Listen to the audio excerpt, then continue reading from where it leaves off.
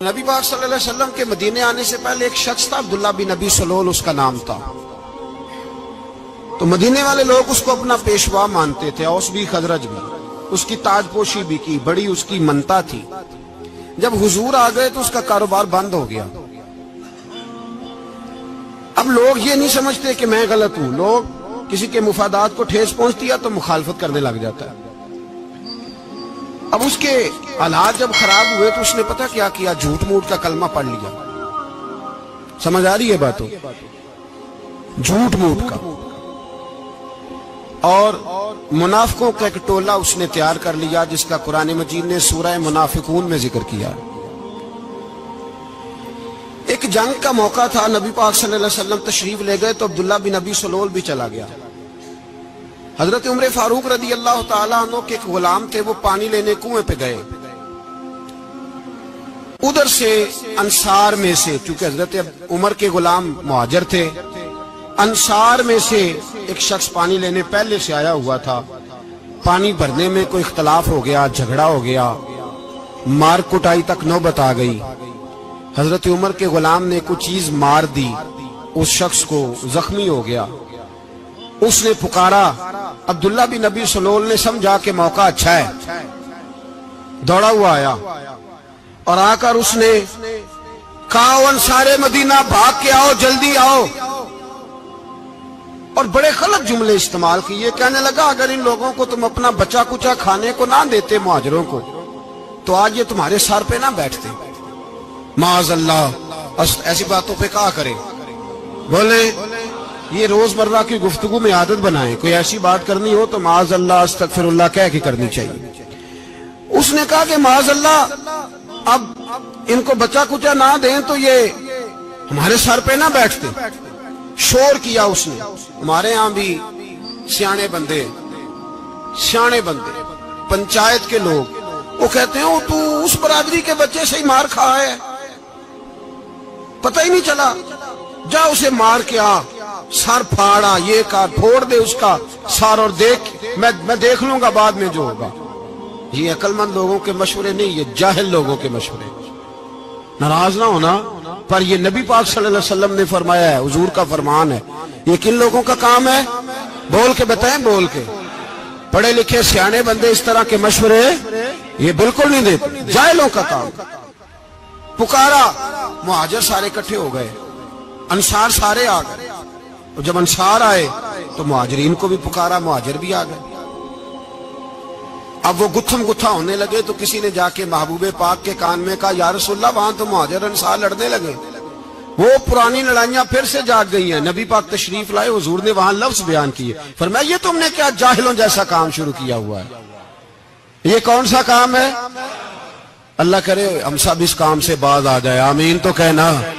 اور تو اس برادری دے منڈے کوئی مار کھائے، برادری کیا ہوتی ہے؟ برادری تو تعارف کے لیے، اونچ نیچ کہاں سے آ گئی؟ کہا میرے رسول پاک علیہ الصلوۃ والسلام نے، فرمایا تم جاہلوں جیسے کام کر رہے ہو۔ صلح کرائی، بات رفع دفع کرائی، لوگ چلے گئے، معاملہ ٹھنڈا ہو گیا۔ لیکن عبداللہ بن سلول نے کہا کہ میں یہ موقع خالی نہیں جانے دوں گا۔ پھر گیا وہ اور جا کے انصار مدینہ سے کہنے لگا، ایک دفعہ جا لینے دو مدینے، تم نے میری بات نہیں نہ سنی تو جو وہاں بڑے سردار بیٹھے ہیں ان سے بات کروں گا، اور معاذ اللہ ثم معاذ اللہ ہم ان بے عزت لوگوں کو مدینے سے نکال دیں گے، وہاں صرف عزت والے رہیں گے۔ یہ غلط جملے اس نے ادا کیے جس کو قرآن پاک نے سورہ منافقون میں بیان فرمایا ہے۔ اس نے یہ بات کی، ایک صحابی تھے حضرت زید رضی اللہ تعالیٰ عنہ، وہ سن رہے تھے، آ کے عرض کی، یا رسول اللہ صلی اللہ علیہ وسلم، عبداللہ بن ابی سلول تو اس طرح کہہ رہا ہے کہ مدینے جا کے عزت والے دوسروں کو نکال دیں گے، اور تم اگر اپنا بچہ انہیں نہ دیتے تو معاذ اللہ آج یہ ایسا نہ کرتے۔ حضرت عمر نے بھی سن لیا، حضرت عمر نے بات سن لی، تلوار نکالی اور دوڑے۔ حضور نے بازو پکڑا، فرمایا کدھر جا رہے ہو؟ کہا یا رسول اللہ، اگر آج سزا نہ دی تو کل اور بات بھی کرے گا، اور اگر آج ایک قتل ہو گیا تو باقی سیانے بن جائیں گے۔ یا رسول اللہ مجھے چھوڑے، میں ماروں گا۔ حضور نے فرمایا، عمر چپ کر، وہ جھوٹ موٹ کا کلمہ پڑھتا ہے، لوگ کہیں گے کہ محمد ابن عبداللہ نے اپنے ساتھی مارنے شروع کر دیے۔ چپ کر، حوصلہ کر، صبر کر، دلیری کر۔ حضرت عمر کہتے ہیں میری حضور کے کہنے پر میں ٹھہر تو گیا، پر وہ میرے اندر جو آگ لگی ہوئی تھی ٹھنڈی نہیں ہو رہی۔ کہتے ہیں میں چپ تو کر گیا۔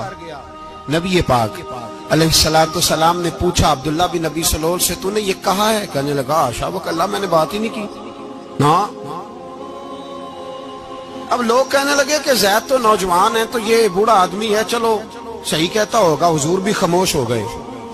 اللہ پاک نے قرآن مجید نازل فرما دیا، فرمایا اللہ نے سن لی ان کی بات جنہوں نے یہ کہا ہے، اور پھر لفظ بڑے حسین ہے، فرمایا یہ کہتے ہم عزت والے ہیں؟ نہیں، وَلِلَّهِ الْعِزَّةُ وَلِرَسُولِهِ وَلِلْمُؤْمِنِينَ، فرمایا عزت تو اللہ کے پاس ہے، اللہ کے رسول کے پاس ہے، اور عزت تو مومنوں کے پاس ہے، مومنین کے پاس عزت ہے۔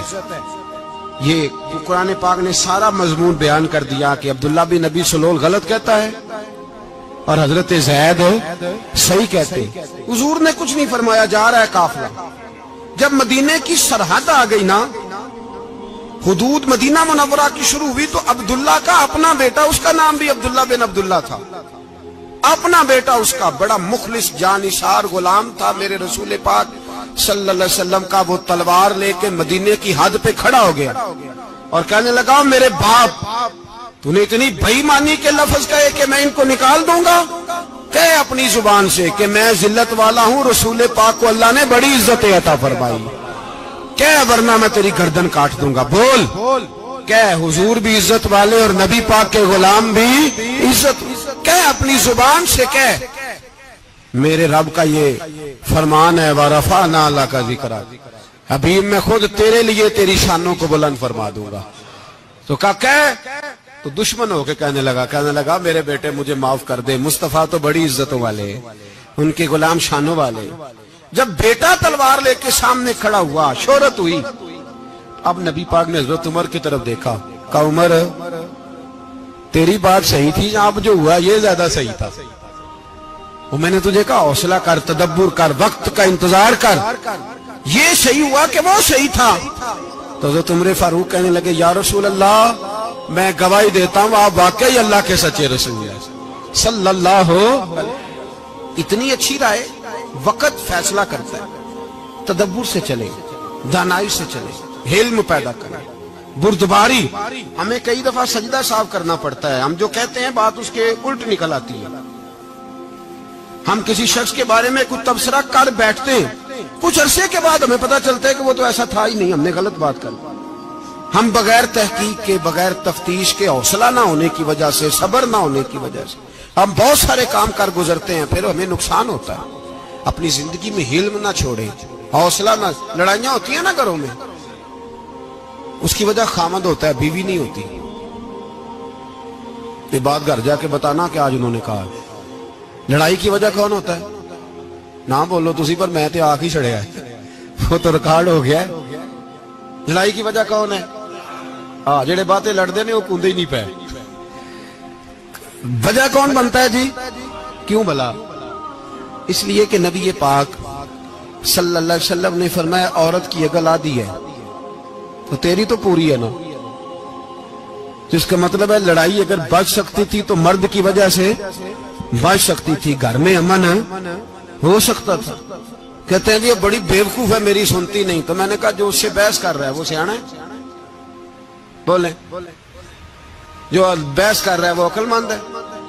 بندہ تو چلو تھا وہ دانشور، شیکسپیئر، باتیں بعض اوقات اس کی کچھ ایسی ہیں۔ اس سے کسی نے پوچھا تھا عورتوں سے کون جیت سکتا ہے بحث میں، تو اس نے کہا تھا وہ جو ان سے بحث نہ کرے، جو ان سے بحث۔ تو بھائی تو وجہ اس لیے کہ حوصلہ تو نہیں کرنا تھا۔ نبی پاک علیہ السلام نے فرمایا بی بی ٹیڑھی لکڑی ہے، سیدھی کرنے کی کوشش کرو گے تو ٹوٹ جائے گی، سیدھی۔ تو پھر کتنا بیوقوف ہے جو پتھر سے سر رگڑ رہا ہے، کتنا نادان ہے جو یہ حرکت کر رہا ہے، دریا میں چھلانگ لگا کے کہتا ہے ڈوبوں گا نہیں۔ تو بھائی حوصلہ پیدا کرے، علم پیدا کرے۔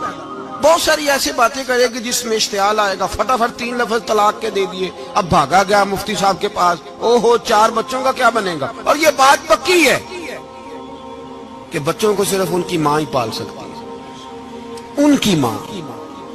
اور بات مجھے نہیں بھولتی، ایک شخص نے بیوی کو طلاق دے کے دوسری شادی کی. اس کا بیٹا تھا 10 سال کا. اس نے اپنے بیٹے سے کہا کہ بیٹے بتا پرانی اماں صحیح تھی یا یہ صحیح ہے؟ اس نے کہا نہیں ابا وہ تو جھوٹ بڑے بولتی تھی، یہ صحیح ہے. وہ جھوٹی تھی، وہ جھوٹ بڑے بولتی تھی میری سگی اماں، یہ سچ بولتی ہے. اس نے کہا وہ کیسے؟ کہنے لگا اس لیے کہ میں کوئی شرارت کرتا تھا تو میری سگی اماں مجھے تھپڑ مارتی تھی اور کہتی تھی تجھے روٹی نہیں دے رہی، جا دوڑ جا گھر سے. تو میں دوڑ جاتا تھا تو جھوٹ بولتی تھی نہیں دینی، پھر آدھے گھنٹے کے بعد مجھے ڈھونڈنے لگ جاتی تھی، ڈھونڈ کے لاتی تھی، پھر میری منت کرتی تھی، پھر مجھے کہتی تھی نہ مجھے ستایا کر، پھر میرا ماتھا چومتی تھی، پھر میری مرضی کا کھانا بنا کے دیتی تھی، پھر میرے منہ میں لقمے ڈالتی تھی. جھوٹی تھی، پہلے کہتی ہے نہیں دینی پھر پیچھے بھاگتی ہے. یہ سچی ہے، میں شرارت کرتا ہوں تو تھپڑ مار کے نکالتی ہے، پھر میں منتیں کرتا ہوں پر روٹی نہیں دیتی، پیر پکڑتا ہوں نہیں دیتی، سچ بولتی ہے، اپنی بات پہ ڈٹ جاتی. او بھائی بچے اس کی ماں ہی پال سکتی ہے، تو نے 3 جملے کہتے سوچا ہی نہیں، تیرا کا گیا تو یہ تو نئی بیوی ملے گی، اور اس کا بھی کیا گیا، اس کو بھی شاید شوہر مل جائے. ان پھولوں کی پرورش صرف ان کا مالی کر سکتا ہے، دوسرا کر سکتا؟ تو نے حوصلہ ہی نہیں کیا. ٹھیک ہے غلطی بیوی کی تھی پر تو مرد تھا نا، تیرے پاس تو دلیری تھی، فٹافٹی 3 طلاق کے جملے کہہ دیے. اور میرے رسول پاک علیہ السلام نے فرمایا جائز کام بڑے ہیں پر طلاق جائز تو ہے پر میرے رب کو پسند نہیں، اللہ کو پسند. تو نے مالی بگا دیا جس نے تیرے گھر کا باغ سینچنا تھا. تو بھائی یہ حوصلہ نہیں، درجنوں طلاقیں، 20 کیس، اور ابھی وہ شادی کے پورے کپڑے نہیں پہنے تو طلاق پہلو. اس کی وجہ یہ کہ حوصلہ نہیں، صبر نہیں، رضا نہیں، ہم احساس نہیں کرتے. اگر تو یہ سمجھ جائے کہ بس اللہ نے جو میرے لیے بہتر سمجھا مجھے دے دیا، صحیح ہے میری آزمائش ہے، کیا ہے کچھ ہے جو اس نے بہتر سمجھا مجھے اس نے، پھر تو سکھی ہو جائے، تیرے لیے جینا آسان ہو جائے، پھر تو بہت ساری پریشانیوں سے آزمائشوں سے دور ہو جائے. میرے نبی پاک علیہ السلام نے ہمیں حوصلہ کرنے کا حکم دیا، دلیری. 2-3 سال شاید پچھلے سال یا اس سے پچھلے سال حج کے موقع پہ نا ہمارے پاکستان میں تو بڑے بڑے انوکھے واقعات ہوتے ہیں نا، سننے سے کیا میں کہتا ہوں وہ عبرت کے لیے ہوتے ہیں. جعلی ویزے لگوا دیے حج کے کسی ایجنٹ نے، اللہ کے مہمانوں کو بھی لوگ لوٹ لیتے ہیں، جعلی ویزے لگوا دیے. اور مزے کی بات یہ ہے کہ پاکستانی ایئرپورٹ سے گزر بھی گئے وہ ویزے والے، اور احرام باندھے لوگ جدے پہنچ گئے. 4 آدمی تھے، انہوں نے ویزا دیکھا تو کہا نقلی آپ کو واپس جانا پڑے گا. اگلی فلائٹ سے وہ لوگ واپس آئے. آپ مجھے بتائیے ان کی جب وہ چھوٹے چھوٹے کلپ آئے، میڈیا نے ان کی باتیں سنی تو ان کے آنسو نہیں تھمتے تھے. ایک آدمی احرام باندھ کے گیا ہے، معمولی سمجھتے ہیں آپ؟ میرے جیسا غریب آدمی کبھی اس نے ارادہ کیا اور مدینے جانے کا لیٹ ہو جائے تو کلیجہ پھٹنے کو آتا ہے. کچھ مجبوریاں پیروں میں آ جائے، نہ جا سکے تو پتہ نہیں کتنی توبہ کرنے کو دل کرتا ہے کہ کہیں غلطی تو نہیں ہو گئی، کوئی ایسی بات تو نہیں نکل گئی. یقین کرے طبیعت پریشان ہو جاتی، یار کوئی ایسا کام تو نہیں ہوگا جس کی وجہ سے یہ بات ہوئی. 4 آدمی لوٹ آئے، حالات خراب ہو گئے، لوگ رو رو کے قصے سناتے تھے. لیکن میرے رسول پاک علیہ السلام کا حوصلہ دیکھو. حضور کعبے کا بھی کعبہ، حضور مالک، حرم کے مالک مطلق، جن کے صدقے اللہ نے کعبہ کو بیت اللہ بنایا. حاجیو آؤ شہنشاہ کا روضہ دیکھو، کعبہ تو دیکھ چکے اب کعبے کا بھی کعبہ دیکھو. حضور 1400 صحابہ کو لے کے گئے عمرہ کرنے. مقام حدیبیہ پر پہنچے تو کافروں نے روک لیا، ہم عمرہ نہیں کرتے. تو اور میں خادم اور جو وارث و مالک ہیں 1400 صحابہ، ہم نہیں عمرہ کرنے دیتے، واپس جائیے. صلح لکھی جا رہی ہے. صلح کی شرطیں کیا ہیں؟ مکے سے کوئی آدمی غلطی سے بھی مدینے چلا گیا، مکے کا آدمی، تو مسلمان اگر ان کے ظلم سے تنگ آ کے، مکی مسلمان کافروں کے ظلم سے تنگ آ کے مدینے چلا گیا تو مدینے والے واپس کریں گے. اور اگر مدینے سے کوئی شخص غلطی سے بھی مکے چلا گیا تو مکے والے واپس نہیں کریں گے. اتنی سخت شرائط. حضرت عمر غصے سے کانپنے لگے, صحابہ پریشان ہیں, پر میرے رسول پاک نے صبر دکھایا, حوصلہ, تدبر. یہ تدبیر ہے, صبر ایک بہترین تدبیر ہے, اگر کوئی اپنائے تو بہترین طریقہ ہے. حضور نے فرمایا ہمیں منظور ہے, صلح کرو. اور اتنا سخت حکم ہے, کہنے لگے 1400 احرام والے واپس جائیں, بعد میں آنا, اس وقت نہیں عمرہ کرنے دیں گے. میرے نبی پاک علیہ السلام, مجھے بتاؤ, مجھے اور آپ کو دکھ ہوتا ہے تیاری ہو تو پروگرام رہ جائے, تو اگر احرام باندھا ہو اور اللہ کے رسول نے بندھوایا ہو تو حضور واپس لوٹنے لگے تو کتنی تکلیف کی بات ہے. حضور نے فرمایا چلو آئندہ آئیں گے. معاہدہ لکھا جا رہا ہے, حضرت علی معاہدہ لکھ رہے ہیں. لکھو محمد الرسول اللہ صلی اللہ علیہ, محمد الرسول اللہ صلی اللہ علیہ وسلم اور قریش مکہ کے بیچ معاہدہ. یہ تحریر لکھی جا رہی تھی تو ابو سفیان بول پڑا, کہنے لگا جی ہم محمد الرسول اللہ نہیں نکلنے دیں گے معاذ اللہ, یہی تو ہمارا جھگڑا ہے. اگر آپ کو رسول اللہ مان لیا تو پیچھے رہ کیا گیا, محمد ابن عبداللہ لکھیں. حضور نے حضرت علی سے فرمایا رسول اللہ کاٹ کے محمد ابن عبداللہ لکھو. حضرت علی لکھ رہے تھے, محمد رسول اللہ لکھا تھا, فرمایا رسول اللہ کاٹ کے محمد ابن عبداللہ لکھو. تو حضرت علی کہنے لگے حضور مجھے یہ لفظ کاٹنا نہیں آتا, حضور مجھے یہ لفظ کاٹنا. کسی صحابی نے اعتراض نہیں کیا کہ لکھنا آتا تھا, کہا مجھے کاٹنا. حضور نے دوبارہ کہا علی کاٹ دو. کہا یا رسول اللہ مجھے یہ لفظ کاٹنا نہیں آتا. میرے حبیب نے تیسری دفعہ کہا علی کاٹو. تو شیر خدا نے قلم چھوڑا, ہاتھ باندھے اور کھڑے ہو کہنے لگے محبوبہ مجھے تیرے قصیدے لکھنے آتے ہیں, کاٹنے کوئی نہیں آتے. میں مجبور ہوں, مجھ سے نہیں ہوتا. کوشش کرتا ہوں, نہ قلم اٹھتا ہے نہ ہاتھ چلتا ہے. میرے حبیب پاک نے قلم پکڑا اور لفظ رسول اللہ خود کاٹ کے محمد ابن عبداللہ کرایا. بھائی وقت گزر گیا, صلح ہو گئی. یہ تدبر, یہ حوصلہ, یہ تدبیر میرے نبی نے فرمائی. اب تو 1400 کو مکے نے نہ داخل ہونے دیا, لیکن ایک سال ہی گزرا, تھوڑا ہی وقت گزرا, میرے رسول پاک 10,000 کو لے کے مکے میں داخل ہو گئے. 10,000. اس نے فائدہ دیا. حکمت کیا تھی, تدبر کیا تھا. قریش روز لڑائی کرنے آ جاتے تھے, تبلیغ ہی نہیں کرنے دیتے تھے. ان سے صلح ہو گئی تو نبی پاک نے کیسر کو خط لکھا, کیسر روم کو, ہرکل کو. دور دراز تبلیغ پھیل گئی, مسلمان 100,000 سے زیادہ ہو گئے.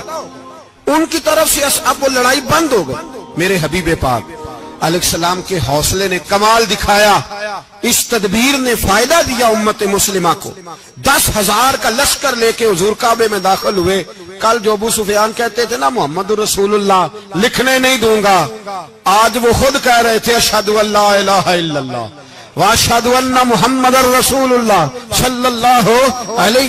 کل جو کہہ رہے تھے کہ میں یہ لفظ نہیں لکھنے دوں گا, آج ابو سفیان کی حویلی میں لاکھوں لوگ, ہزاروں لوگ بیٹھے تھے اور سارے کہہ رہے تھے محمد الرسول اللہ, محمد الرسول اللہ, محمد الرسول اللہ صلی اللہ علیہ وسلم. میرے محبوب کی تدبر نے, فقاہت نے, اور پھر کمال ہوا. 1400 کہاں اور 1,44,000 کہاں. 1400 کہاں اور 1,44,000. 1400 کو نہیں جانے دیا عمرہ کرنے. میرے رسول پاک 1,44,000 کو لے کے حج کرنے چلے گئے. حضور نے حج کیا, ہر طرف لبیک لبیک کی صدائیں بلند ہوئی. یہ میرے نبی پاک کا تدبر ہے, حوصلہ ہے. اگر وقتی طور پہ حوصلہ کر جاؤ گے, دلیری کر جاؤ گے, آنے والا وقت آسان ہو جائے. حوصلہ نہیں, صبر نہیں, سکون نہیں.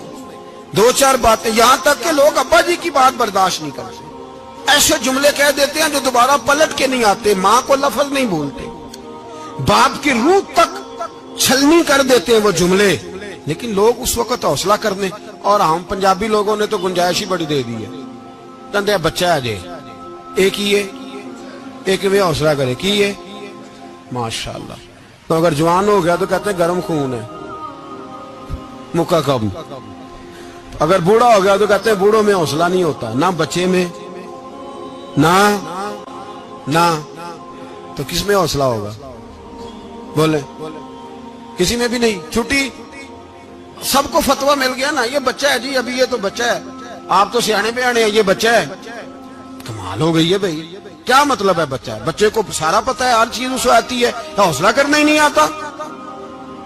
اور پھر کہہ دیا وہ تو گرم خون ہے. وہ کیا بات کرتے ہو, گرم خون؟ ابے کے گلے پڑ گیا گرم خون, اس کو کھڑا کرو نا ایس پی کے سامنے اور اس کو مار تھپڑ اس کے منہ پہ, تیرے گرم خون کا پتہ چلے. غریب کے یہ گلے پڑ گیا, اس کو کھڑا کرو ایس ایچ او کے سامنے, پھر پتہ چلے گا خون کتنا گرم ہے. وہاں بالکل چپ ہے, بالکل خاموش ہے. اور گرم خون اس کا صرف اماں کے لیے, جلال صرف رہ گیا اگر غریب گھر کی بیٹی بیاہ کے لایا تو صرف اس کے لیے. کوئی ایسی بات نہیں, ہم بڑے سیانے, ہمارا غصہ بڑا سمجھدار ہے, ہمارا وہ گرم خون بڑا سیانا ہے. وہ جہاں دیکھتا ہے کہ معاملہ ہلکا ہے تو وہاں وہ گرم خون جلال میں, اور جہاں دیکھتا ہے کہ سامنے والا تگڑا ہے تو وہاں وہ گرم خون فوراً ٹھنڈا ہو جاتا ہے. حوصلہ پیدا کرے. زندگی حوصلے مند لوگ جیتے, جو حوصلے مند نہیں ہوتے وہ تو زندگی کا ایک سال لطف سے نہیں جی پاتے. حوصلہ کریں, مسکرائیں. میرے نبی پاک صلی اللہ تعالی علیہ وسلم نے نا عثمان بن طلحہ, کعبے کی چابی ان کے پاس ہوتی تھی, تو حضور نے ایک دن فرمایا عثمان, اچھا یہ نہیں تھا کہ عثمان خاص لوگوں کو چابی کعبہ کھول کے دکھاتے تھے, بلکہ ان کو قریش کی جانب سے یہ حکم تھا کہ جو بھی تجھے کہے تو نے کعبے کا دروازہ کھول دینا. نبی پاک علیہ الصلوۃ والسلام نے نا ہجرت سے 2-4 دن پہلے کہا کہ عثمان ذرا چابی دو, میں نے کعبہ اندر سے دیکھنا ہے. بڑے ٹھنڈے دل سے ذرا سننا, ادھر دیکھو میری طرف, ادھر دیکھیے گا ذرا میرے بھائی. میں نے ایک بندے سے کہا یار پانی کی بوتل دینا دکاندار سے, ایک ہے اس نے کہہ دیا نہیں میرے پاس. اس بات کا کوئی غصہ بولیے, اور اگر وہ کہے سارے زمانے کو ملے گی آپ کو نہیں دینی, پھر بولیں میرا خیال ہے چپ کر کے ہنس کے آ جائیں گے, سوال ہی نہیں پیدا ہوتا. ہم کہیں گے مجھے نہیں نہ دینی, تو نے تو دکان اٹھا یہاں سے, بند کر اسے.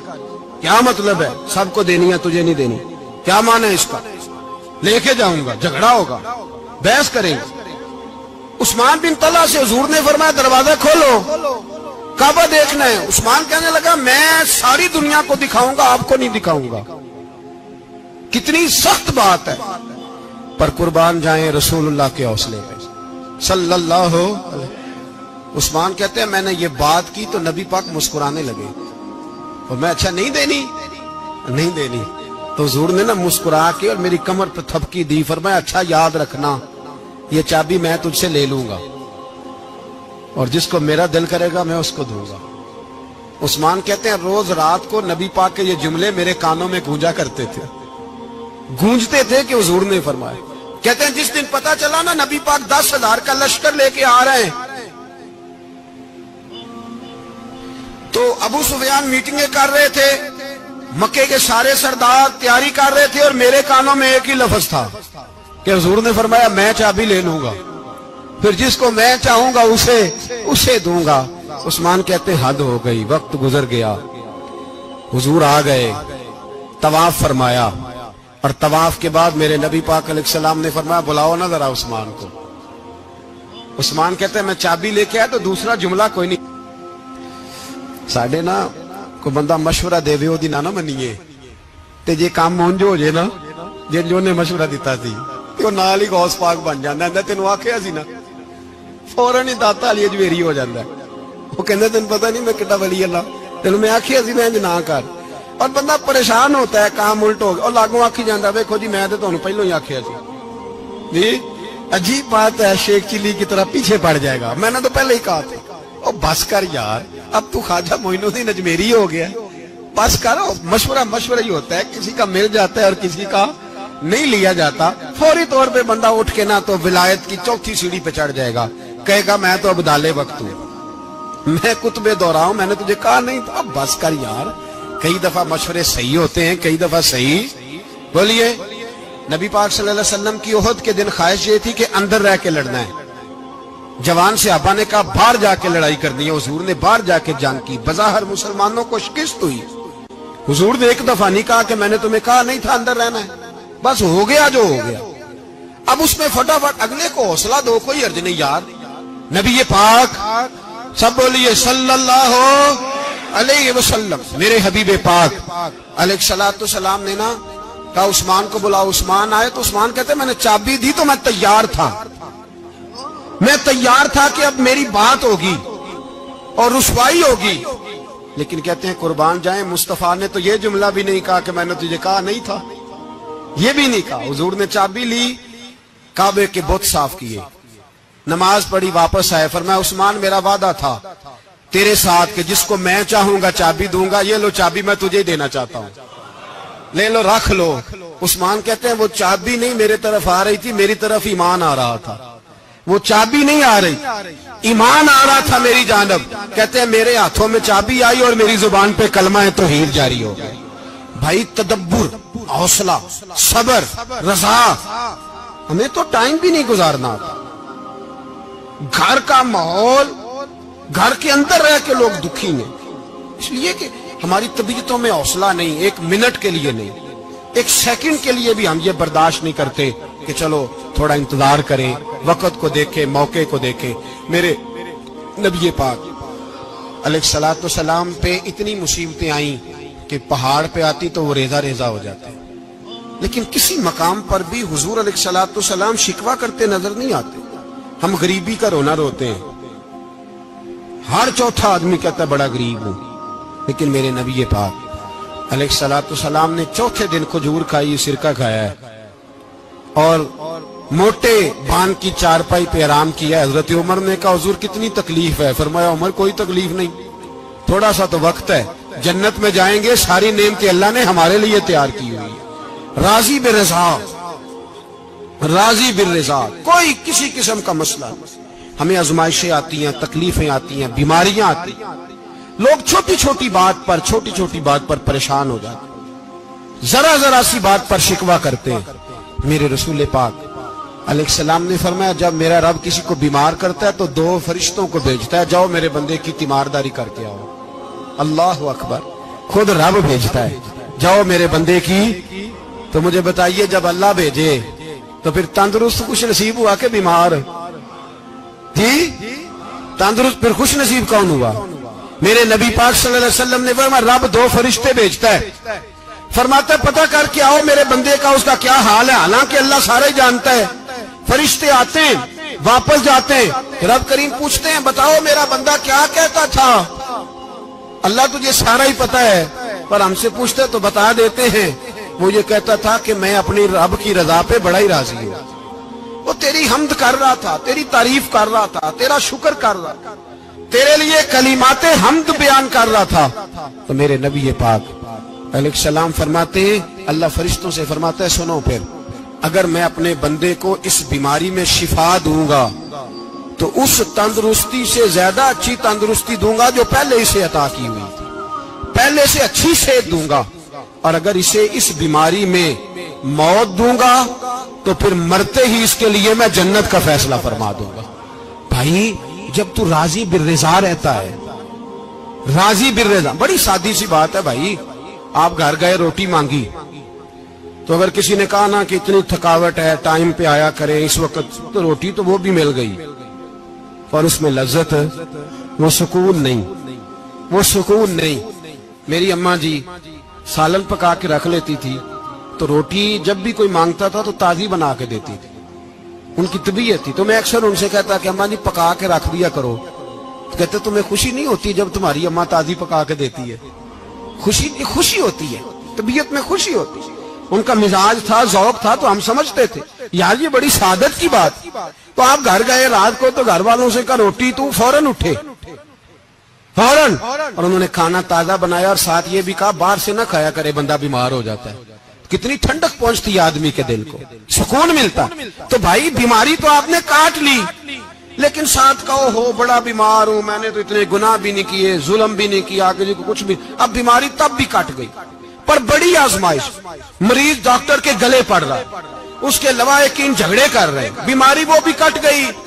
اور ایک بیمار وہ ہے جو چارپائی پہ لیٹا ہے اور کہتا ہے جس طرح میرا اللہ راضی اسی طرح میں بھی راضی، تو بیماری اس کی بھی کٹ گئی۔ حضرت یونس علی نبینا علیہ السلام نے ایک دن حضرت جبریل امین ملنے آئے تو جناب یونس علیہ السلام کہنے لگے اے جبریل اللہ کے نیک بندوں میں جو اللہ کو اس وقت سب سے زیادہ پسند ہے نبیوں کے بعد، توجہ کرنا بات پر، جو سب سے زیادہ اللہ کو پسند ہے نبیوں کے بعد ولیوں میں، اور سب سے زیادہ اللہ جس کو اللہ کی بارگاہ میں عبادت گزار لکھا جاتا ہے، میری اس بندے سے ملاقات کراؤ۔ تو حضرت جبریل نے جناب یونس علیہ السلام کو ساتھ لیا تو ایک شخص کے پاس پہنچے جو آنکھوں سے اندھا تھا، دونوں ہاتھ اس کے سلامت نہیں تھے اور پورے جسم میں پیپ جاری تھی، ریشہ تھا۔ جب جا کے السلام علیکم کہا نا حضرت یونس نے، اس نے وعلیکم السلام کے بعد پہلا لفظ پتہ کیا کہا؟ اس نے کہا یا اللہ تیرا شکر ہے، یا اللہ تیرا، آپ بھی ادا کریں اللہ کا شکر، یا اللہ تیرا، اللہ تیرا شکر ہے۔ تو حضرت یونس علیہ السلام کہنے لگے تو شروع سے اس طرح کا ہے، نابینا بھی اور ہاتھوں سے معذور بھی اور سارا جسم شروع سے؟ تو بڑے ہی خوبصورت لفظ اس بیمار نے کہے، کہنے لگے نہیں حضور میں بالکل ٹھیک ٹھاک تھا، جب تک میرے رب نے چاہا کہ یہ دنیا کو دیکھے تو تب تک اس نے مجھے آنکھیں دیں، اور جب اس نے چاہا کہ اب اس کا دیکھنا بہتر نہیں تو اس نے واپس لے لی۔ تو یا اللہ تیرا شکر ہے، اللہ تیرا شکر ہے۔ پھر کہا جب تک اس نے چاہا کہ میرے ہاتھ رہے تب تک رہے، جب اس نے چاہا کہ میرے لیے بہتر نہیں تو اس نے لے لیے، تو یا اللہ تیرا شکر ہے۔ جب تک اس نے چاہا کہ میرا جسم صحیح و سلامت رہے تو رہا، اور جب اس نے چاہا کہ میرے لیے بہتر نہیں تو مجھے بیمار کر دیا، تو یا اللہ تیرا شکر ہے۔ تو حضرت یونس علیہ السلام کہنے لگے جبریل واقعی یہ اللہ کا سب سے زیادہ شکر گزار بندہ ہے، سب سے زیادہ عبادت گزار بندہ ہے، سب سے زیادہ۔ میرے نبی پاک علیہ السلام نے فرمایا میرا مومن ہر حال میں نفع میں ہے، نعمت ملے تو شکر کر کے نفع، مصیبت آئے تو صبر کر کے نفع، اپنی زندگی میں تحمل، بردباری، علم پیدا کرے، حوصلہ پیدا کرے۔ ہر آنے جانے والے شخص کے مزاج کے مطابق اسے نہ ملے، اپنا مزاج صحیح رکھے، اپنی طبیعت کے مطابق اپنے ماحول کو برقرار رکھے۔ علم کے ساتھ گزارا کرو گے تو رشتہ داروں سے بھی بنی رہے گی، دوستوں سے بھی بنی رہے گی، ہر ایک سے تعلق رہے گا۔ اور اگر آپ کے اندر یہ حوصلہ نہیں تو پھر سارے معاملات پریشانی کا شکار ہو جائیں گے۔ یہ تو آج کا مضمون تھا۔ ہمیں نا لوگ مشورہ دیتے ہیں، کہتے ہیں پیر صاحب درویشوں کو سیاست کی بات نہیں کرنی چاہیے، دیتے ہیں نا مشورہ لوگ، جی تھوڑا تھوڑا بول دیں، تھوڑا تھوڑا دیتے ہیں نا۔ اگرچہ ہم ان کی بات نہیں مانتے، اس لیے کہ اقبال نے کہا تھا جدا ہو دین سیاست سے تو رہ جاتی ہے چنگیزی، جدا ہو دین سیاست سے تو۔ اور پہلا فکرہ یہ ہے کہ جلال بادشاہی ہو یا جمہوری تماشا ہو، جدا ہو دین سیاست سے تو رہ جاتی ہے۔ اس نے کہا جب سیاست اور دین علیحدہ علیحدہ ہوتے ہیں تو چنگیز خان اور ہلاکو خان پیدا ہوتے ہیں۔ سیاست جب تک مسجد کے اندر رہتی ہے تب تک پاک صاف رہتی ہے، وہ گندی ہوتی تب ہے جب مسجد سے نکل جاتی ہے۔ حضرت علی کے زمانے تک مسجد میں رہی، پاک صاف رہی، یزید باہر لے گیا تو گندی ہو گئی، حضرت عمر بن عبدالعزیز دوبارہ مسجد میں لے آئے تو پھر پاک ہو گئی۔ لیکن پھر بھی ایک ساتھی نے مجھے کہا تو اس کی بات میں سب کی باتیں نہیں مانتا، اس کی بات میری سمجھ میں آئی۔ وہ کہنے لگا جی اصل بات یہ ہے کہ سیاسی تبصرے تجزیے ہم اخباروں میں ٹی وی پہ جا کے بیٹھے، جا کے بڑی مہربانی میری طرف دیکھیں، وہ ہم سنتے رہتے ہیں تو ہمارا دل کرتا ہے مسجد میں صرف ہم رسول اللہ کا پیار ہی سنیں۔ تو میں نے کہا یار تیری بات دل کو لگتی ہے، یہ بات صحیح ہے، چلو یہ نیت اچھی ہے، یہ تیرا نظریہ ٹھیک ہے، مان گئے ہم۔ میں چلا گیا دکاندار کے پاس اور میں نے اس کو جا کے کہا کہ گاڑی کا انجن کھولو، اس طرح کرو، اس طرح۔ اس نے کہا مولانا آپ جا کے نا گھر تو فقہ کی کتاب کھولیں، اس لیے کہ گاڑی کے انجن کے بارے میں آپ کو معلومات، یہاں اگر آپ نے یہ کام کرنا ہے تو اس کو پڑھیں، کسی استاد کے پاس ورکشاپ پہ آئیں، آپ کے ہاتھوں کو، منہ کو، چہرے کو مٹی لگے، دھواں لگے، گریس لگے، پھر آپ کو پتہ چلے گا انجن کیسے کھولتا ہے۔ صحیح کہہ رہا ہوں؟ نہیں صحیح کہہ رہا؟ دھواں گلنا تو یہاں کر چڑی جائے، صحیح کہہ رہا ہوں جی؟ اگر مولوی کو اجازت نہیں سیاست کی بات کرنے کی اور مولوی کو اجازت نہیں کہ انجن کی بات کرے تو سیاستدان کو اجازت ہے دین کی بات کرنے کی؟ یہاں تو وہ آئے نا مدرسے میں پڑھے، پورا دین حاصل کرے، پھر وہ بولے تو پھر تو ٹھیک ہو گیا، لیکن جب اسے سورت اخلاص بھی سیدھی نہیں آتی تو فتوے دینے کی اس کو ضرورت ہے کوئی؟ بولے نا یار، کیوں چھیڑتے ہیں سیاست؟ ہم نہ پچھلے جمعے جلوس نکالنا چاہ رہے تھے ختم نبوت کی ترمیم کے حوالے سے، حکومت وقت نے کہا کہ ہم واپس لیتے ہیں، تو میرے بہت سارے دوستوں نے کہا جی نکالنا چاہیے، انہوں نے کیا کیوں؟ میں نے کہا یار لوگوں کو بھی پریشان نہیں کرنا چاہتے، ہماری اپنی سڑکیں ہیں، کسی کو بس ٹھیک ہے، انہوں نے واپس لے لی تو بات ختم ہو گئی، ہم مان گئے، تسلیم کر لیا۔ اتنا ہمارا مطالبہ ہے کہ اس آدمی کو ضرور سزا دو جس نے یہ ترمیم کی ہے، لیکن ہم نہیں کرتے، کوئی نہیں نکلے، نہیں نہ نکلے بولے۔ تو وزیر قانون صاحب کو کیا مصیبت بنی ہوئی ہے نیا فتویٰ دینے کی؟ کہ ہے کوئی شوق انہیں دینا چاہیے فتویٰ؟ کہتے نہیں مرضیوں میں ہمارے درمیان تھوڑا ہی فرق ہے۔ مجھے یوں لگتا ہے کہ یہ جان بوجھ کر کوئی نہ کوئی ایسی شرارت کرتے ہیں جس سے لوگ اشتعال میں رہیں، جان بوجھ۔ حلم، حوصلہ، صبر ذات کے بارے میں تو ہے، لیکن اگر کوئی رسول پاک کی بے ادبی کرے تو پھر حوصلے کی بات وہ ہے ہی نہیں، پھر تو جہاد کی بات ہے۔ اور میں دیانتداری سے مسجد میں باوضو بیٹھ کر جمعے کے دن مشورہ دیتا ہوں حکومت کو اور وزیر قانون کو مشورہ دیتا ہوں کہ نہ فرعون کی حکومت ساری زندگی رہی، نہ نمرود رہا، نہ جاج بن یوسف رہا، نہ یزید رہا، اور یار درباری بن کے حکمرانوں کی چاپلوسی کرتے کرتے تم یہاں تک آ گئے ہو کہ اب نبی پاک کی عزت کو ہاتھ ڈالنا شروع کر دیا ہے۔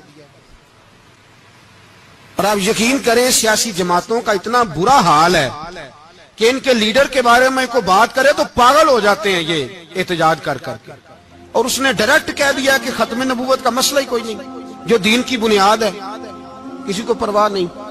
مجھے تو ان لوگوں کی فکر ہو رہی ہے جن لوگوں نے انہیں ووٹ دیے ہیں، وہ اللہ کو کیا جواب دیں گے۔ اور یہ اللہ ماشاءاللہ ساری سیاسی جماعتیں اس طرح کی۔ اور میرا وزیر قانون صاحب کو بھی مشورہ ہے کہ زندگی بڑی تھوڑی ہے، بڑی تھوڑی، اللہ سب کو معاف کرتا ہے، اپنے رسول کے غداروں کو معاف نہیں کرتا۔ اور یہاں تمہاری گاڑیوں پہ جھنڈے لگے ہوئے ہیں، وہاں بھی تمہارے جھنڈے لگیں گے، پر اس لیے لگیں گے کہ یہ غدار ہے ناموس رسالت کے، یہ جھنڈے لگیں گے۔ شرم کرو اور ڈر جاؤ، بس کر دو، تمہارے منہ میں اب دانت پورے نہیں رہے۔ کوئی شوگر کا مریض ہے تو کوئی بلڈ پریشر کا، تو کوئی ہارٹ کا، تو کوئی کینسر کا۔ شرم کرو اور اپنی قبر کی بھی تھوڑی سی فکر کرو۔ بتاؤ پاکستان کے کتنے صدر گزرے، وزیر اعظم گزرے، تو ان کی قبریں کہاں ہیں؟ کوئی جاتا ہے ان کی قبروں پہ؟ کسی کو خبر ہے؟ کیوں اپنے لیے جہنم کٹھی کرتے؟ سارا کچھ دنیا داری رہ گئی ہے، سارا کچھ صرف یہی رہ گیا۔ حضرت ابو بکر سردار تھے، حضرت عمر سردار تھے قبیلے، حضرت عثمان سردار تھے، انہوں نے سرداریوں کو ٹھوکر مار کے رسول اللہ کے قدموں میں بیٹھنا پسند کی، سرداریاں چھوڑ کے غلام بن گئے۔ تم سرداریاں بچانے کے لیے رسول اللہ کی غداری کرتے ہو، شرم نہیں آتی؟ اور قوم شکوہ ہے مجھے ان لوگوں سے جو مولوی تو کہہ دیتے ہیں تو سیاست نہ کر، اور کسی سیاستدان کو منع نہیں کرتے کہ جب تجھے سورت فاتحہ بھی نہیں آتی تو تجھے کس نے اجازت دیا اتنی بڑی بات؟ اور میں نے پچھلے سے پچھلے جمعے بھی کہا تھا، پھر کہتا ہوں اور آن دی ریکارڈ کہتا ہوں، مرزائی کل بھی کافر تھے، آج بھی کافر، اور قیامت تک، اور جو ان کے کفر میں شک کرے وہ بھی، اور پکا بے ایمان ہے، کافر ہے، وہ وزیر قانون ہو یا صوبائی ہو یا وفاقی ہو۔ من شک فی کفر ہی فقط کفر، جو مرزائی کے کفر میں شک کرے وہ بھی کافر ہے۔ ہمارے رسول آخری رسول ہے، ہم کسی کو یہ اجازت نہیں دیں گے کہ وہ ختم نبوت میں رکھڑا ڈالنے کی کوشش کرے، ہم کسی کو یہ اجازت ہے۔ اور تم نے قوم کو لوٹا، لوٹتے رہو، اب ایمان پہ ڈاکے تو نہ ڈالو۔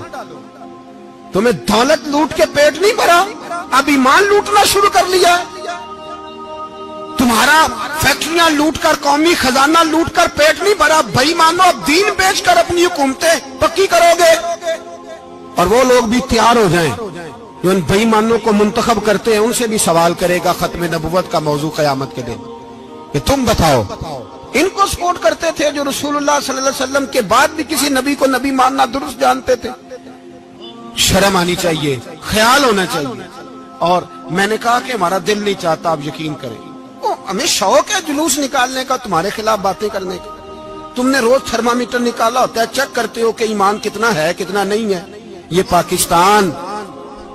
پاکستان اگر صوبہ سندھ ہے تو حضرت عبداللہ شاہ غازی کا ہے، اگر بلوچستان ہے تو حضرت بابا عبد الرحمان کا ہے، اور اگر پشاور ہے تو وہ صوفیاء کا ہے، اور اگر یہ دھرتی پنجاب ہے تو یہ داتا علی اجویری کی ہے، یہ بابا فرید الدین کی ہے۔ اس میں کسی غدار کو قبضہ کرنے کی اجازت بالکل نہیں ملے گی، اور ہم وہ لوگ بھی نہیں جو چپ کر کے اندر سوتے رہیں، قوم جو کرتی ہے کرتی رہے، ہمیں پرواہ نہیں، نہ ایسی کوئی بات نہیں۔ کوئی بندہ نہ سمجھے کہ انہیں ہوش نہیں، انہیں پتہ نہیں، ہمیں سارا کچھ ہی آتا ہے۔ پھر اگر کل کو کوئی ممتاز قادری پیدا ہو گیا تو شکوہ نہ کرنا، کل کو کوئی پھر سے عامر چیمہ نکل آیا تو شکایت نہ کرنا، یاد رکھنا۔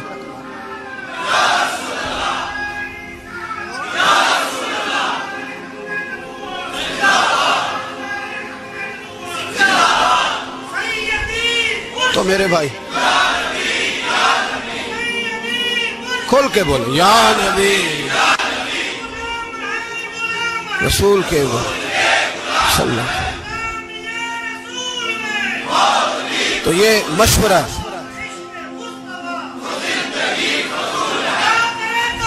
جزاک اللہ، تو یہ تمہیں مشورہ ہے۔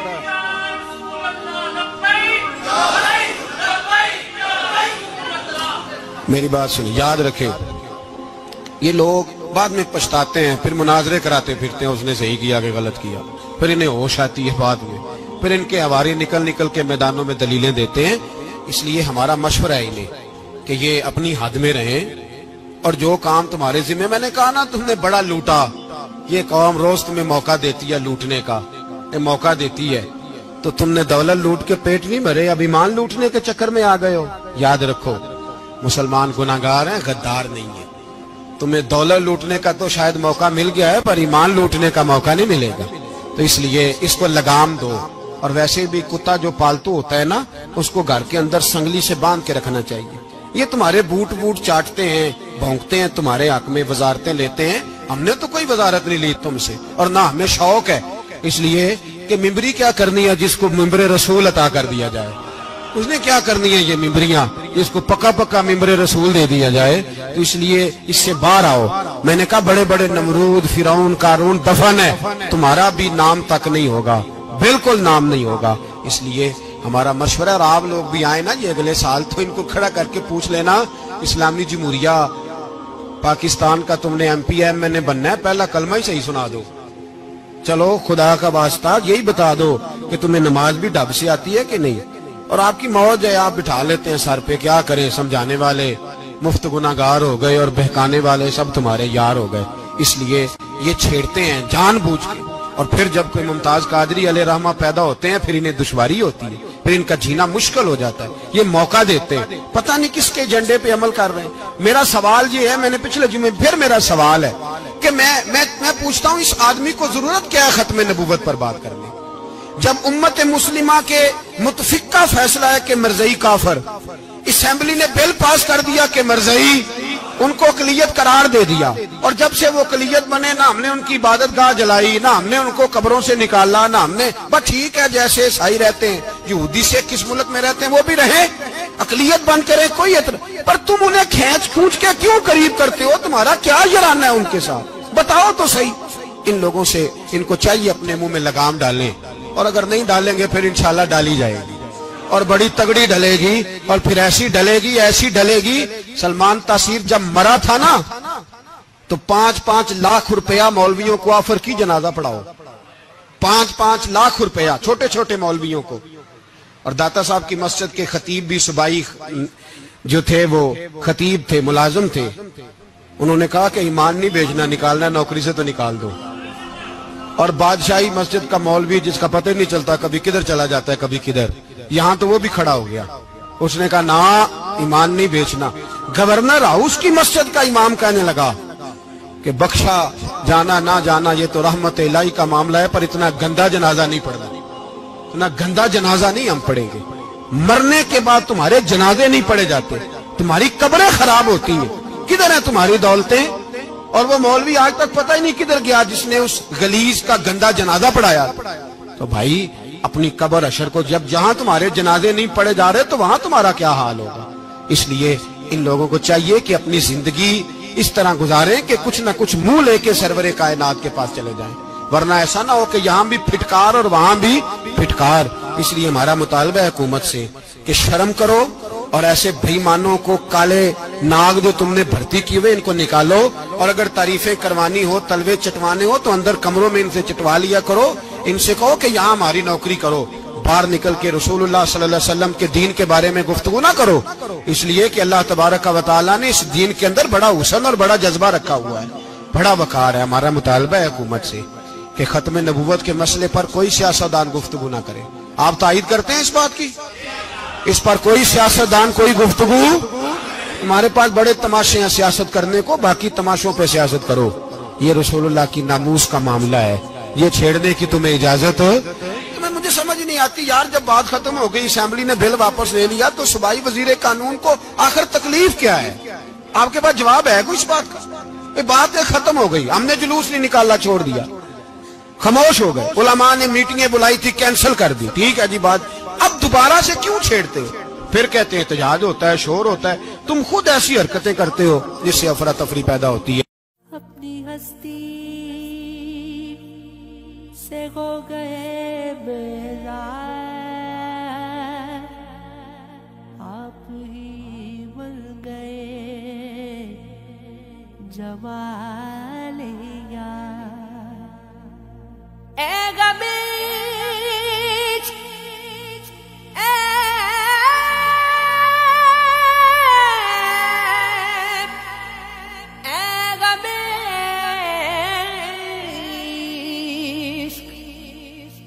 کرم ہے تیرا، مٹ گئے ہیں خودی کے سب